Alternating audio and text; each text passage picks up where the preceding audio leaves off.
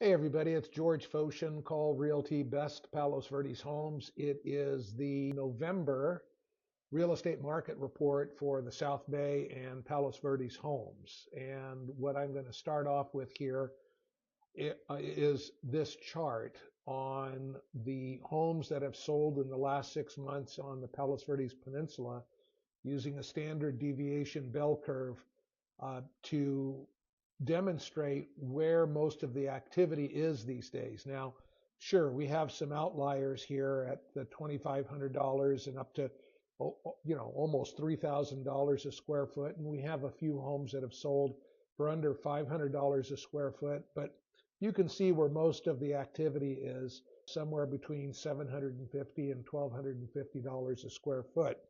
Let's go to the next chart. What are we going to see here? I don't know. What are we going to see? Okay, so what I'm also showing here are some absorption numbers. How many days, based on the rate at which properties are selling in various areas, how many days will it take to sell existing levels of unsold inventory at that pace of activity? But there's a catch. It's without any, this calculation is made without any new listings coming on the market. So really the numbers are worse than what they really look, because new listings get listed all the time. But based at the current rate of selling activity in the last 6 months, it would take 278 days to absorb all the existing unsold properties in Palos Verdes Estates. Now, that's actually not bad because that's lower than the same 6-month period last year and a lot less than the previous 6-month period. So you see the difference between 318 and 278 days. And I do that for different markets here on the peninsula and the South Bay. I will show you a link to get to all of these charts in this video a little later. Now, depending on how you are getting to this video, if you're on YouTube, I'll have the link in the description section.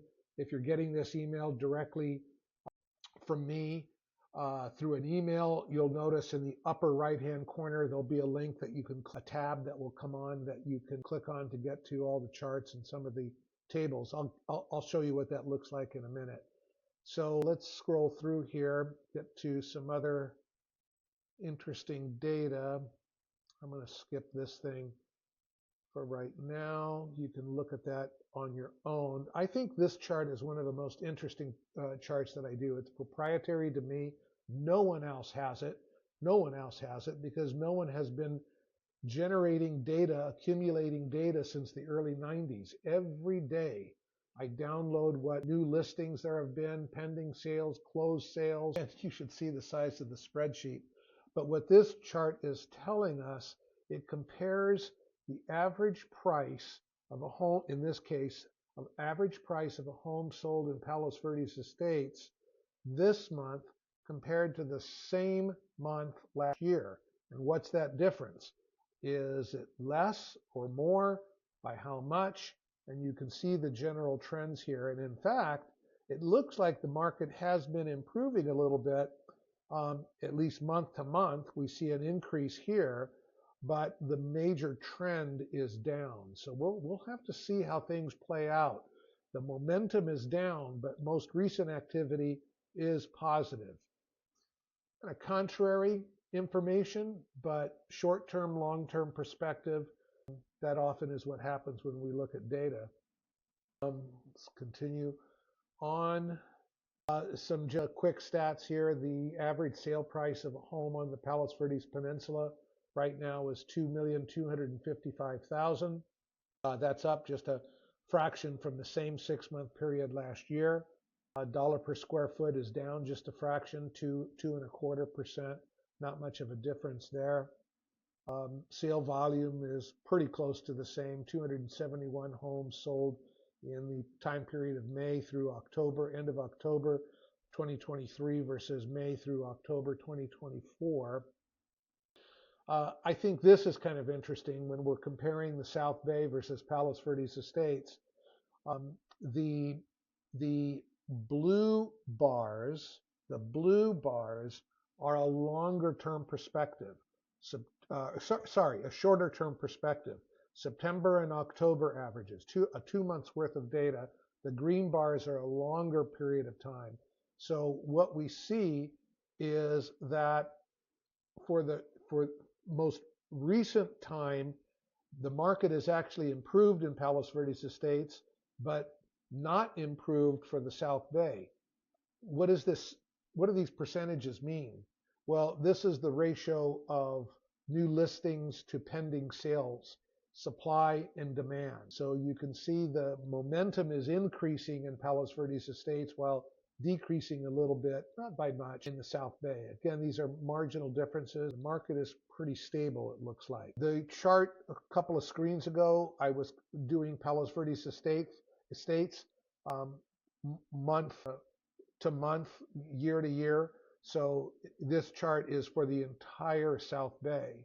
And you can see that the momentum, both for short-term and long-term, is very, very positive for the South Bay. The average sale price of a home in the South Bay for October 2024 is much greater than it was October 2023. In fact, $100,000 difference. So that's pretty significant. Market looks like improving.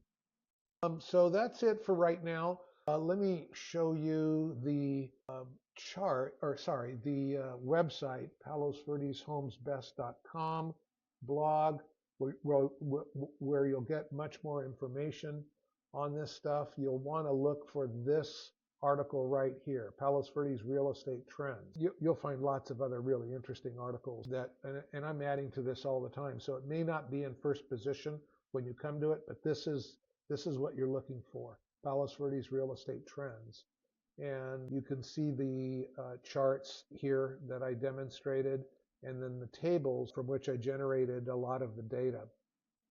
Lots of good information here. You can go through it at your leisure. This video is going to be replaced by the one I'm recording right now.